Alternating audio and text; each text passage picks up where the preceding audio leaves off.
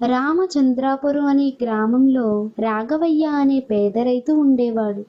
అతను స్థానిక భూస్వాముల దగ్గర కొంత పొలాన్ని కౌలుకి తీసుకొని ఎంతో కష్టపడి వ్యవసాయం చేసుకునేవాడు.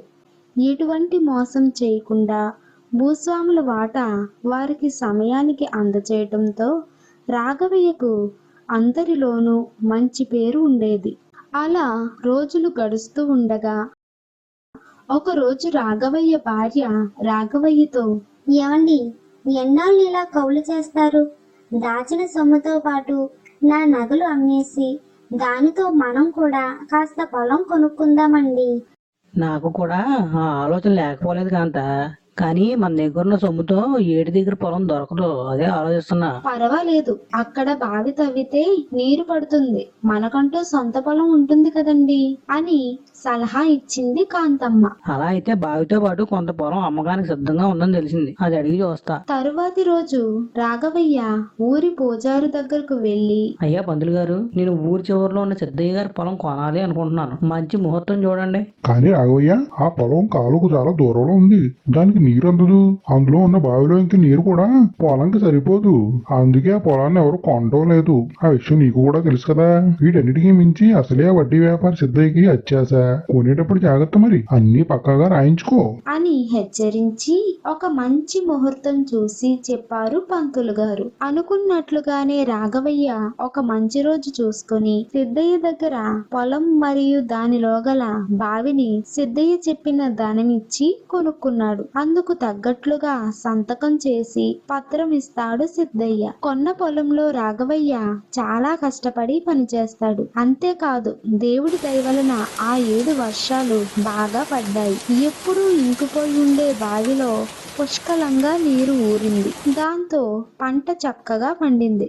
రాఘవయ్యకి మంచి లాభం కూడా వచ్చింది. ఆ వార్త ఊరంతా వ్యాపించింది. ఇదంతా రాఘవయ్య మంచితనం వలనే కదా అని అందరూ మాట్లాడుకున్నారు. ఆ వార్త ఆ నోట ఈ నోట పాకి సిద్ధయ్య చెవికి చేరింది. అసలే అత్యాశ గల సిద్ధయ్య ఎలాగైనా సరే రాఘవయ్య నుంచి మరింత సొమ్ము గుంజాలి అనుకున్నాడు. అందుకు ఒక ఉపాయం కూడా ఆలోచించాడు. మరునాడు రాఘవయ్య పొలానికి వెళుతుండగా సిద్ధయ్య అతనికి ఎదురయ్యాడు. అతనిని చూసి రాఘవయ్య, నమస్కారం అండి సిద్ధయ్య గారు.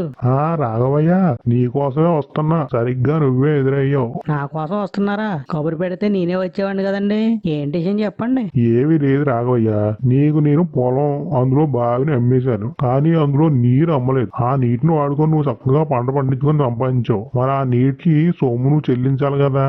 ఆ సొమ్ము ఎప్పుడు ఇస్తావని అడగడానికే వస్తున్నా. అదేంటి సిద్ధయ్య గారు, బావి అమ్మితే అందులో నీరు కూడా అమ్మినట్లే కదా. బావిని అమ్మాను గాని బావిలో నీటిని కూడా అమ్మాను. నేను ఎక్కడ రాసి ఇవ్వలేదు కదా. రేపట్లోగా నాకు ఆ సొమ్ము చెల్లించి, నాకు చాలా అవసరం అంటూ అక్కడ నుంచి వెళ్ళిపోతూ రాఘవయ్య కంగారు చూస్తూ ఉంటే ఇంకాస్త గట్టిగా అడిగితే ఇప్పుడే సొమ్ము ఇచ్చేసేవాడేమో అనుకున్నాడు.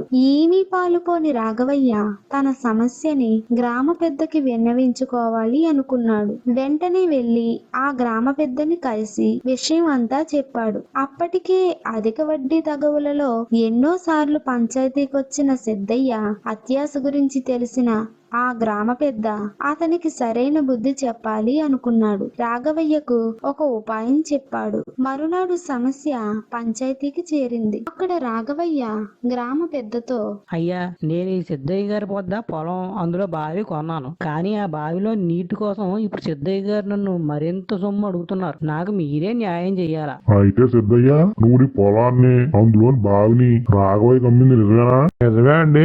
కానీ అందులో నీటిని మాత్రం అమ్మలేదు. అంటే బావి వేరు, అందులో ఉన్న నీరు వేరునా సిద్ధయ్య? అవును కామాది గారు, నేను అమ్మేసరికి ఆ బావిలో ఉన్న నీటిని నా పొలానికి వాడుకుందాం అనుకున్నాను గాని ఆ నీటిని రాఘవయ్య తన పొలానికి వాడేసుకున్నాడు. అందుకే ఆ నీటికి మరి నాకు సొమ్ము చెల్లించాలి కదండి. అదే అడుగుతున్నా. రాఘవయ్య నువ్వేమంటావు? చెప్తాం. కానీ సిద్ధయ్య గారు నాకు పొలం, అందులో ఉన్న బావి నాకు అమ్మినప్పుడే ఆ బావిలో నీటిని పూర్తిగా తోడేసి ఉండాలి. కానీ సిద్ధయ్య గారు అలా చేయలేదు. మీకు తెలుసు కదా, ఈ ఏడు వర్షాలు బాగా కురిసాయి. సిద్ధయ్య గారు నీరు ఉండడం వల్ల వర్షం నీరు ఎక్కువై నా బావి నుంచి బయటకు వచ్చేసి అనవసరంగా వృధా అయిపోయింది. నాకు ఆ వృధా అయిన నీటికి పరిహారం సిద్ధయ్య గారు ఇప్పించవలసిందిగా కోరుతున్నానండి. అంతేకాదండి అయ్యా, అతని నీటిని నా బావిలో ఉంచుకున్నందుకు ప్రతి నీటి బొట్టుకు నేను కోరినంత అద్దె ఇప్పించవలసి వేడుకున్నానండి అయ్యా. అందులోంచి నేను ఆయనకి ఇవ్వాల్సిన సొమ్ము మినహాయించి మిగతా సొమ్ము ఇప్పించండి అయ్యా.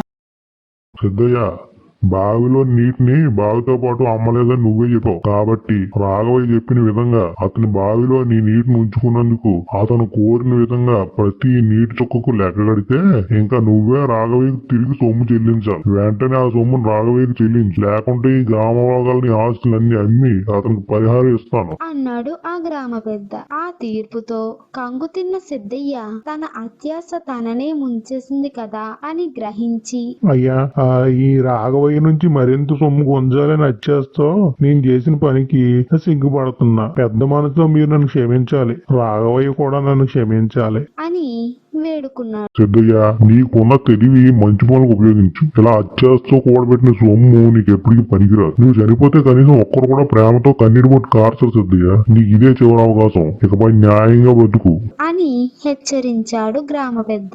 ఆ తీర్పుతో రాఘవయ్య ఎంతో సంతోషించాడు. ఈ గ్రామ పెద్దకు కృతజ్ఞతలు తెలుపుకున్నాడు. ఆనాటి నుంచి సిద్ధయ్య తన అత్యాశ వదిలిపెట్టి న్యాయంగా జీవించసాగాడు.